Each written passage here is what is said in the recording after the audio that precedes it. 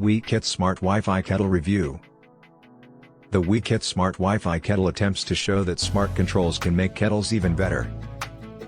But even if that's not true, the product is still a great option due to its low price and variety of temperature settings. WeeKett's Smart Wi-Fi Kettle is a modern jug kettle with the bonus of being able to be connected to the Samsung SmartThings app, allowing users features such as voice control. Additionally, it comes with many other useful features even if its smart features are not used. This is a 1.7-liter kettle, boiling a minimum of 500 milliliters. It has two transparent plastic water gauges on each side that work for both left and right-handed users. Unfortunately, these only measure liters instead of cups and have markings made from molds instead of paint, which makes it slightly difficult to observe them clearly. We observed that the gauge overstated the fill level too, showing closer to 1.6 liters when the kettle was fitted with exactly 1.5 liters. The WeeKett Smart Wi-Fi Kettle is equipped with a fine mesh limescale filter in its spout, as well as a button on the handle that opens its lid. Although this isn't perfectly placed, it isn't difficult to access using just your thumb. You should be careful not to pour too quickly or you will end up with water spilling over the top of the filter and splashing, or even running back down the side of the kettle in large amounts. If you're using a full kettle, be especially cautious when pouring it into a saucepan for cooking pasta. The WeeKett's baseline has a small control panel similar to many other multi-temperature kettles. The buttons for 70°C, 80°C, 90°C and 100°C are available, along with a boiling key and one programmed with keeping the water warm. Once you press the power button, the kettle starts boiling by default, but if you prefer to select a certain temperature first, you can. Sadly, there is no baby feed option, however, it can be accessed through the app. If the query of whether something as basic as a kettle requires smart controls is crossing your mind, you are not the only one.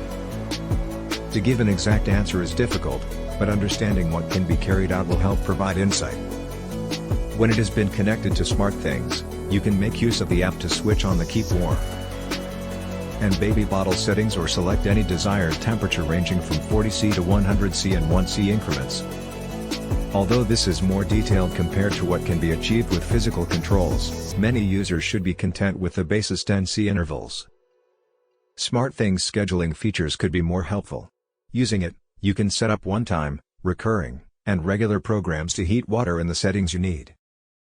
For instance, you could create a weekday boil schedule to coincide with your alarm clock, enabling the keep warm feature so that you can wake up to freshly boiled water. The application likewise upholds voice control with Alexa or Google Assistant, empowering you to give directions such as heat the kettle to 40°C-something. We would have found it extremely valuable when managing my newborn youngsters during the lifeless hours of the night. This capability could be convenient for those with reduced mobility as well. Nevertheless, similarly as with any deferred or distant start, you do need to recall to place water in the kettle. Thankfully, there is boil dry assurance in case you overlook it. The quick mode on the WeeKett Smart Wi-Fi Kettle didn't work for me, but the slow mode was surprisingly easy to use and didn't take long either. Despite the WeeKett Smart Wi-Fi Kettle's small 2.2 kW heating component, other conventional kettles usually have a 3 kW element.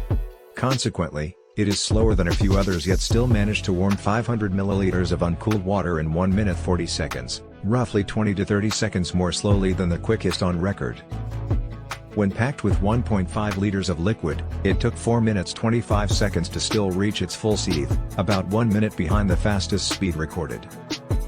When the WeeKett was negotiating my Wi-Fi connection and first plugged in, it used 1.7 watts of power but almost immediately dropped below the 0.1 watts limit.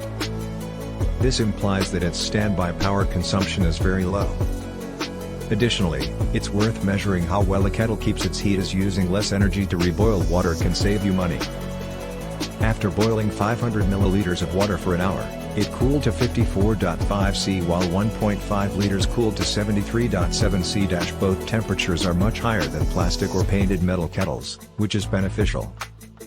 Even without hankering for a kettle with advanced features, the WeeKett is worth taking into consideration. It exhibits pretty good looks and provides multiple temperatures, as well as a keep warm feature, which is satisfactory for its cost.